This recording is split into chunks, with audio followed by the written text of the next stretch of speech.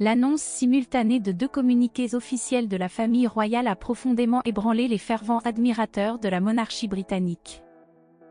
Alors que l'un d'eux révélait que le roi Charles III devait subir une intervention chirurgicale pour traiter une hypertrophie de la prostate. Une opération généralement courante et donc a priori sans danger majeur, celui portant sur Kate Middleton a généré bien plus d'inquiétudes. Selon les termes utilisés par le palais de Kensington pour éclaircir la situation concernant la princesse de Galles, Kate Middleton devait subir une intervention chirurgicale au niveau de l'abdomen, sans que des détails supplémentaires ne soient divulgués.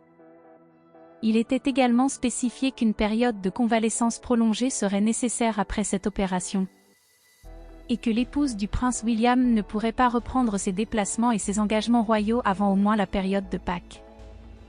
Les jours qui ont suivi ont été marqués par les rumeurs les plus extravagantes quant à la raison ayant nécessité l'opération de Kate Middleton. Cette dernière n'a pas encore été officiellement divulguée, et il est probable qu'elle ne le soit jamais. Cependant, une certitude demeure, Kate Middleton se porte beaucoup mieux. La princesse de Galles a même pu regagner son domicile ce lundi 29 janvier, après avoir passé plus de 10 jours sous observation à la London Clinic, où son beau-père Charles a également été opéré. Contrairement au roi Charles III, dont la sortie de la clinique a été sobre, celle de Kate Middleton a été discrète, mais son retour à la maison ne s'est pas déroulé comme prévu. La princesse de Galles a été conduite à l'Adélaïde Cottage, où elle s'attendait à être chaleureusement accueillie par le prince William et leurs 3 enfants.